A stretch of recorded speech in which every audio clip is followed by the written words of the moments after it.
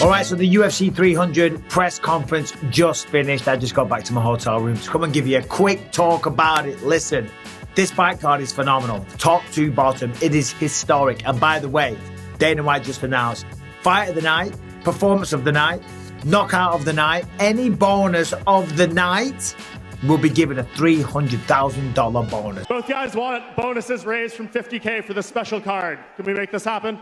What should it be raised to? 3 times. 100,000. 300. Go 3 times. 300. 300. 300. It's done. Let's go. I mean, come on. More history in the making. Unbelievable. For all those fighters, yes, a lot of them, they're getting paid very, very handsomely. Of course, the champions will be making a fortune, okay? Former champions will be getting paid very handsomely. But listen, I don't care how much money you got. Getting $300,000 when you thought it was 50, if you get a bonus, that's phenomenal. So good luck to all of them on the card. Everybody wants that fight now, and that just upped the intensity. I think it was Max Holloway. Max Holloway said, look, listen, we were already going to fight our asses off, okay? But now that he knows there's an extra 300K on the line, come on, man. That's extra motivation. So, as I say, I'm here in Las Vegas.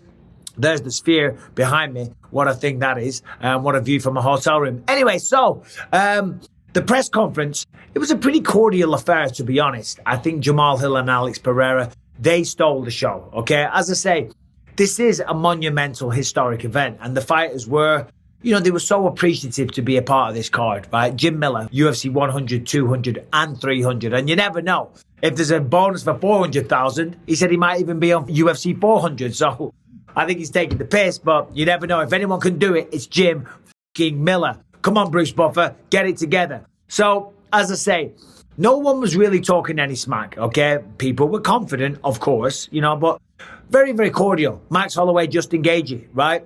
That's going to be a sensational fight, potentially fight of the night.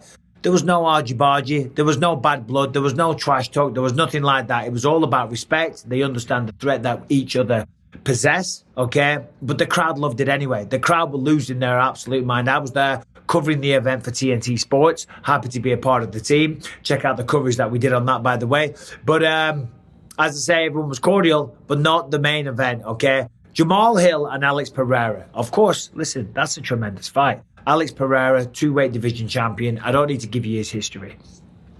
A knockout artist, okay? And Jamal Hill, as I said many times, he's pissed off. He feels overlooked. He feels disrespected. He feels forgotten about in the championship talk, okay? So he walked out and he had like an effigy. I don't know what the name of it was, but it was a head on a chain that kind of looked a little bit like Alex Pereira. And Alex Pereira said, he said, I'm going to make you remember that. I'm going to make you remember that when I'm walking out and he's giving it the bow and arrow. He said, I'm going to make you remember that. I'll make him remember this moment. Write it down. Take a picture. I don't give a Jamal Hill said, I don't give a fuck. You can take a picture if you want. I'm coming for your ass, right? And I'm telling you right now, that fight's going to be phenomenal. And that was the only one where Dana and the security were kind of like, they were ready to get in because they got face-to-face. And, you know, I don't think Pereira is that type. He's very stoic. He's a man of few words, but he's a man of a lot of action. He does his talking inside the octagon, but I'm telling you right now, I said in my prediction that I think Jamal Hill wins, and the reality is, listen, it's a hotly contested fight. I've just got a feeling that Jamal Hill does it. But here's what I will tell you. Somebody's going to sleep in that fight. As soon as they say fight, they're going to go straight at one another.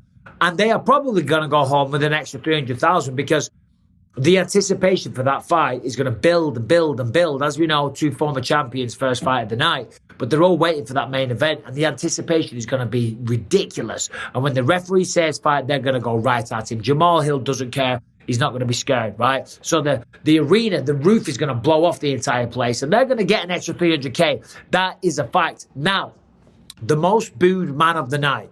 The most booed man of the night was Ahmed Sarukian. I'm so excited to beat him, and I know I can do that, and I'm going to fight for the title. People did not like him.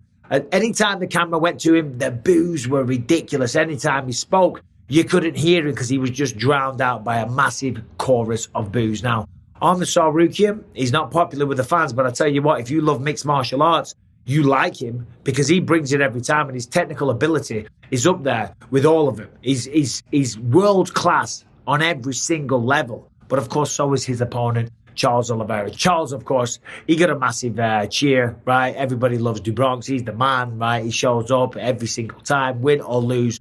Absolutely electrifies the audiences. So, just looking at the card here, Bobby Green, love that guy. He walked out looking cool as hell. Cody Garbrandt, that shirt deserves an award, okay? He had a shirt on. It was sparkling all over the place, okay? You could hardly see it because it was just reflected all the lights. That man's got some balls, right? Shout out Cody Garbrandt for wearing that shirt because, you need a certain amount of confidence to pull that one off. Kayla Harrison was there, looking lean and looking mean, okay?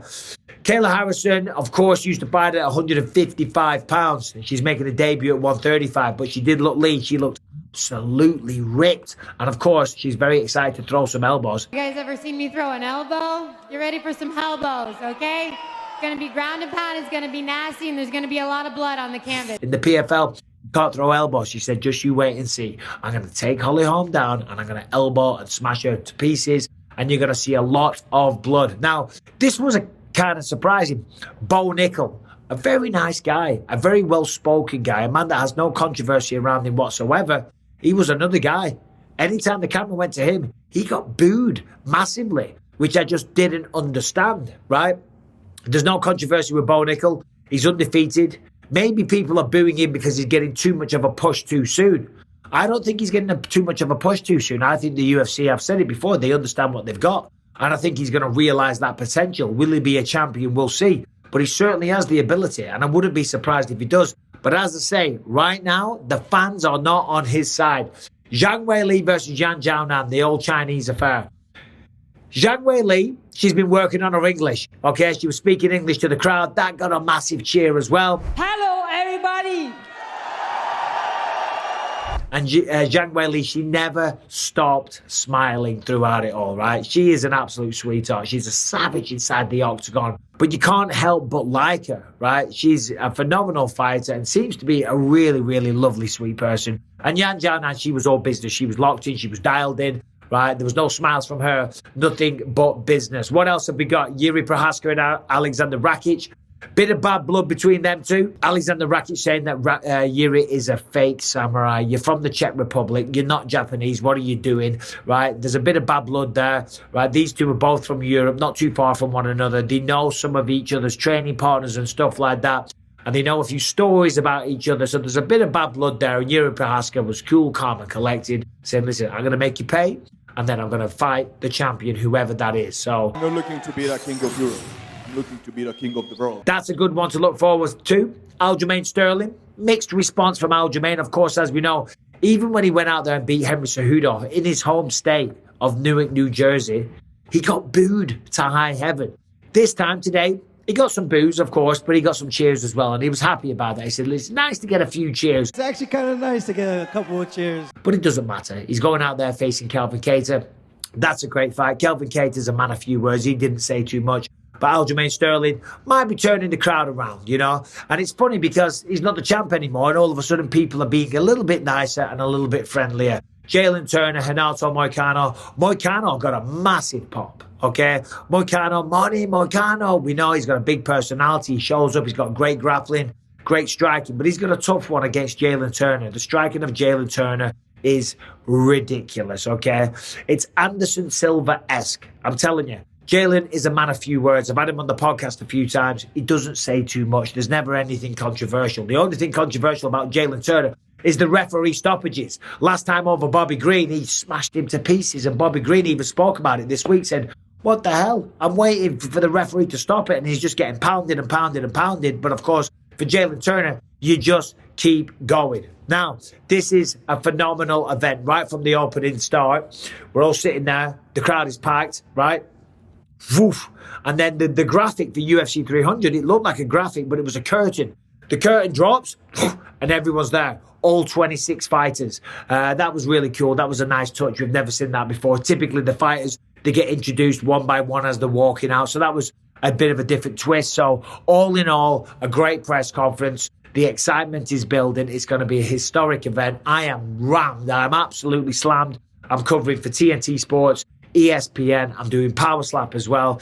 But right now, I'm going to go and have a little steak, a little bite to eat. No drinks because I got a big day. Wayne show first thing in the morning, straight to the ESPN desk, then straight to Power Slap. And then, of course, Saturday, got a mental day as well. Of course, we've got the fights. We've got a pre-fight show, hits all the way through the fights, and then a post-fight show for ESPN, and then a post-fight show for TNT Sports as well. So there it is. There is a wrap-up of the press conference. The fights are going to be phenomenal. Make sure you tune into this channel because I'm going to break down all of them and give you my post-fight thoughts in my instant reaction video. Subscribe and ring the bell. I'll see you soon.